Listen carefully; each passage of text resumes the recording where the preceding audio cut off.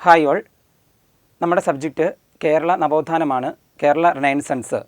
നവോത്ഥാനം എന്ന വാക്കിൻ്റെ മീനിങ് പുത്തൻ ഉണർവ് എന്നാണ്. അപ്പോൾ PSC 2 ഘട്ടമാക്കിയ സ്ഥിതിക്ക് പ്രാഥമിക പരീക്ഷയിൽ അല്ലെങ്കിൽ സ്ക്രീനിങ് ടെസ്റ്റിനകത്ത് പ്രത്യേകം ഒരു 7 പേരുടെ പേരുകൾ ഊന്നി പറഞ്ഞിട്ടുണ്ട്.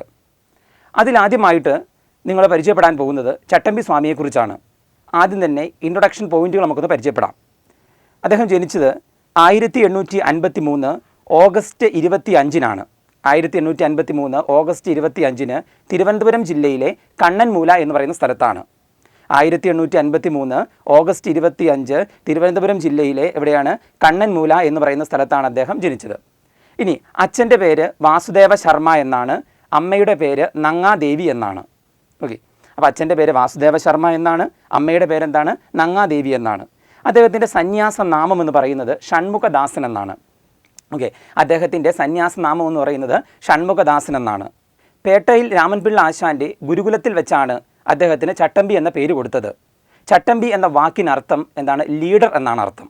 ഓക്കെ, അങ്ങനെയാണ് അദ്ദേഹത്തിന് ചട്ടമ്പി എന്ന പേര് കിട്ടാനുള്ള കാരണം. അപ്പോൾ ഇതാണ് നിങ്ങൾ മെയിനായിട്ട് ഇൻട്രൊഡക്ഷൻ പോയിന്റിൽ ഓർത്തിരിക്കേണ്ടത്. ഓക്കെ, നമുക്കിതിൻ്റെ മെയിൻ പോയിന്റുകളിലേക്ക് ഇറങ്ങി വരുമ്പോൾ അറിയണം, ബ്രാഹ്മണ മേധാവിത്വത്തിനും പ്രാകൃതമായ ആചാരങ്ങൾക്കുമെതിരെ ശക്തമായി പ്രതികരിച്ച സാമൂഹിക പരിഷ്കർത്താവായിരുന്നു ചട്ടമ്പി സ്വാമി. എന്താണ്? ബ്രാഹ്മണ മേധാവിത്വത്തിനും പ്രാകൃതമായ ആചാരങ്ങൾക്കുമെതിരെ ശക്തമായി പ്രതികരിച്ച സാമൂഹിക പരിഷ്കർത്താവായിരുന്നു ചട്ടമ്പി സ്വാമികൾ. തമിഴ്നാട്ടിലെ വടിവീശ്വരം എന്ന സ്ഥലത്ത് വെച്ചാണ് ചട്ടമ്പി സ്വാമിക്ക് ജ്ഞാനോദയം ലഭിച്ചത്. അപ്പോൾ ഇതിനു മുമ്പ് PSC ചോദിച്ചിട്ടുണ്ട്, എവിടെ വെച്ചാണ് ചട്ടമ്പി സ്വാമിക്ക് ജ്ഞാനോദയം ലഭിച്ചത്? എവിടെയാണ്? വടിവീശ്വരം. അതൊന്ന് നോട്ട് ചെയ്തോളണം. അതുപോലെ രാജാതിരാജൻ, കാഷായം ധരിക്കാത്ത സന്യാസി എന്നിങ്ങനെയൊക്കെയുള്ള വിശേഷണങ്ങളിൽ ഇദ്ദേഹം അറിയപ്പെടുന്നുണ്ട്. ഏതൊക്കെ വിശേഷണങ്ങൾ അറിയപ്പെടുന്നത്? രാജാതിരാജൻ, കാഷായ വസ്ത്രം ധരിക്കാത്ത സന്യാസി എന്നിങ്ങനെയെല്ലാം ഇദ്ദേഹത്തെ എന്ത് ചെയ്യുന്നുണ്ട്? വിശേഷിപ്പിക്കപ്പെടുന്നുണ്ട്. അതുപോലെ തന്നെ കേരളത്തിൽ ഞാൻ കണ്ട മനുഷ്യൻ എന്ന് സ്വാമി വിവേകാനന്ദൻ പറഞ്ഞത് ചട്ടമ്പി സ്വാമിയെക്കുറിച്ചാണ്. കേരളത്തിൽ ഞാൻ കണ്ട മനുഷ്യൻ, അല്ലെങ്കിൽ ഇങ്ങനെയും പറയാറുണ്ട്, ഒരു പച്ചയായ മനുഷ്യനെ കണ്ടു, അങ്ങനെ ചില പുസ്തകത്തിൽ കാണാറുണ്ട്. ഓക്കെ, എന്ന് സ്വാമി വിവേകാനന്ദൻ പറഞ്ഞത് ആരെക്കുറിച്ചാണ്? ചട്ടമ്പി സ്വാമിയെക്കുറിച്ചാണ്. അദ്ദേഹം ഒരു ഗരുഡനാണെങ്കിൽ ഞാൻ വെറും ഒരു കൊതുകാണ് എന്ന് ചട്ടമ്പി സ്വാമികൾ അഭിപ്രായപ്പെട്ടത് സ്വാമി വിവേകാനന്ദനെക്കുറിച്ചാണ്. അതൊന്ന് നോട്ട് ചെയ്തോളണം. അദ്ദേഹം ഒരു ഗരുഡനാണെങ്കിൽ ഞാൻ വെറും ഒരു കൊതുകാണ് എന്ന ചട്ടമ്പി സ്വാമികൾ അഭിപ്രായപ്പെട്ടത് ആരെക്കുറിച്ചാണ്? സ്വാമി വിവേകാനന്ദനെക്കുറിച്ചാണ്. അതുപോലെ തന്നെ ശ്രീനാരായണ ഗുരുദേവനെ എൻ്റെ നാണൻ, കുമാരനാശാനെ എൻ്റെ തങ്കക്കുടം കുമാരൻ എന്ന് വിളിച്ചത് ആരാണ്? ചട്ടമ്പി സ്വാമിയാണ്. അപ്പോൾ ഉദ്യോഗാർത്ഥികൾക്ക് കൺഫ്യൂഷൻ ഉണ്ടാവാം. ശ്രീനാരായണ ഗുരുദേവനെ പെരിയ സ്വാമി, കുമാരനാശാനെ ചിന്നസ്വാമി എന്ന് വിളിച്ചത് ഡോക്ടർ പൽപ്പുവാണ്. ഞാൻ ഇപ്പോൾ ഇതിൻ്റെ കൂടെ പറയാനുള്ള കാരണം ഇതെന്താണ്? ഉദ്യോഗാർത്ഥികൾക്ക് കൺഫ്യൂഷൻ ഉണ്ടാവും. അപ്പോൾ അത് നോട്ട് ചെയ്തോളണം. ശ്രീനാരായണ ഗുരുദേവനെ പെരിയ സ്വാമി, കുമാരനാശാനെ ചിന്നസ്വാമി എന്ന് വിളിച്ച ഡോക്ടർ പൽപ്പുവാണ്. ശ്രീനാരായണ ഗുരുദേവനെ എൻ്റെ നാണൻ, കുമാരനാശാനെ എൻ്റെ തങ്കക്കുടം കുമാരൻ എന്ന് വിളിച്ചത് ആരാണ്? ചട്ടമ്പി സ്വാമിയാണ്. നമ്മുടെ ചട്ടമ്പി സ്വാമിയുടെ പ്രധാനപ്പെട്ട ശിഷ്യന്മാരെക്കുറിച്ച് പറയുവാണെങ്കിൽ ഒരു 8-9 ശിഷ്യന്മാരെ അടുത്ത് പ്രധാനപ്പെട്ട് പറയുന്നുണ്ട്. പക്ഷേ ഇന്നത്തെ ഏറ്റവും പ്രധാനപ്പെട്ടതാണ് നമ്മുടെ 1 ബോധേശ്വരൻ, 2 നീലകണ്ഠ തീർത്ഥപാദർ. ഓക്കെ, ഒന്നാരാണ്? ബോധേശ്വരനും രണ്ടാമത്തത് സ്വാമി നീലകണ്ഠ തീർത്ഥപാദർ. ഓക്കെ, ഇത് നിങ്ങൾക്ക് ഈ ബോധേശ്വരനെ കുറിച്ച് പരിചയം ഉണ്ടാവും. നമ്മുടെ ജയ ജയ കോമള കേരള ധരണി നിങ്ങളുടെ ഉണ്ടാവും. ആ പ്രശസ്ത ഗാനം രചിച്ചതാണ് ആര്? നമ്മുടെ ബോധേശ്വരൻ. ഓക്കെ, ബോധേശ്വരൻ എന്ന് പറയുന്നത് വേറൊരു പ്രത്യേകതയും കൂടെയുണ്ട്. സുഗതകുമാരിയുടെ അച്ഛനാണ് ആര്? ബോധേശ്വരൻ. ഓക്കെ, അതുപോലെ തന്നെ ചട്ടമ്പി സ്വാമിയെ അനുസ്മരിച്ച് ശ്രീനാരായണ ഗുരു രചിച്ച കൃതിയാണ് ഏത്? നവമഞ്ചരി. വെരി വെരി ഇമ്പോർട്ടൻ്റ് ആണ്. ഇതിനു മുമ്പ് PSCക്ക് ചോദിച്ചിട്ടുണ്ട്. ചട്ടമ്പി സ്വാമിയെ അനുസ്മരിച്ച് ശ്രീനാരായണ ഗുരു രചിച്ച കൃതിയാണ് എന്ന് പറയുന്നത് നവമഞ്ചരി. ഇപ്പം നമ്മൾ ഇപ്പോൾ ഏതൊരു നവോത്ഥാനം പഠിക്കുമ്പോൾ ശ്രദ്ധിക്കേണ്ട കാര്യമാണ് അവരുടെ കൃതികളെക്കുറിച്ച് നമ്മൾ പരിചയപ്പെടണം. ഈ ചട്ടമ്പി സ്വാമിയൊക്കെ നവോത്ഥാന നായകന്മാരിലെ ഏറ്റവും പ്രധാനപ്പെട്ട ഒരാളാണ്. ഓക്കെ, അപ്പോൾ ഇവരെക്കുറിച്ച് നമ്മൾ എന്ത് ചെയ്യാം? പ്രത്യേകം ശ്രദ്ധിച്ച് പഠിക്കണം. PSC എക്സാമുകളിൽ ചില നവോത്ഥാന നായകന്മാർ പ്രത്യേകം എന്ത് ചെയ്യുന്നുണ്ട്? ധാരാളം ക്വസ്റ്റ്യൻസ് ചോദിച്ച് കാണുന്നുണ്ട്. പിന്നെ ഓരോ നവോത്ഥാന നായകന്മാരിലും അവരുടെ പ്രധാനപ്പെട്ട കൃതികൾ പഠിക്കണം. ഓക്കെ, അതായത് പല നവോത്ഥാന നായകന്മാർക്കും എന്താണ്, ചിലവർക്ക് 10, 30, 15, ഒരു 20 കൃതികൾ വെച്ച് പഠിക്കാനുണ്ട്. അപ്പോൾ ഏതെങ്കിലും ഒരു കൃതി വന്നിട്ട് നമ്മളോട് ചോദിക്കും, ഏതാണ് അത് ഏത് നവോത്ഥാന നായകനാണ്? അപ്പോൾ ഇതിന് കൺഫ്യൂഷൻ ഉണ്ടാവും. ഇപ്പോൾ ഉദ്യോഗാർത്ഥികൾക്ക് കൺഫ്യൂഷൻ ഉണ്ടാവും. ആ കൺഫ്യൂഷൻ ഉണ്ടാകാതിരിക്കാനാണ് പറയുന്നത്, ഈ ഓരോ നവോത്ഥാനം പഠിക്കുമ്പോഴും അതിൻ്റെ കൃതികൾ നിങ്ങൾ എന്ത് ചെയ്യണം? നന്നായിട്ട് സ്വായത്തമാക്കണം. അപ്പോൾ നമുക്ക് ചട്ടമ്പി സ്വാമിയുടെ കൃതികളെക്കുറിച്ച് പരിചയപ്പെടാം. അപ്പോൾ ഒന്നാമത് ഞാൻ ഓരോന്നോരോന്ന് പറയാം. ഫസ്റ്റ് വൺ വേദാധികാര നിരൂപണം, പ്രാചീന മലയാളം, സർവമത സാമരസ്യം, തർക്കരഹസ്യരത്നം, ബ്രഹ്മത്വ നിർഭാസം, സ്തവരത്ന ഹരാവലി, പരമശിവസ്തവം, അദ്വൈത പഞ്ചരം, ജീവകാരുണ്യം, ഭാഷയുടെ ഉത്ഭവം, ക്രിസ്തുമത ഛേദനം, ക്രിസ്തുമത നിരൂപണം, മോക്ഷപ്രദീപ ഖണ്ഡനം. അപ്പോൾ ആ കൃതികൾ ഒന്നും കൂടെ ഞാനൊന്ന് ഓടിച്ചു പറയാം.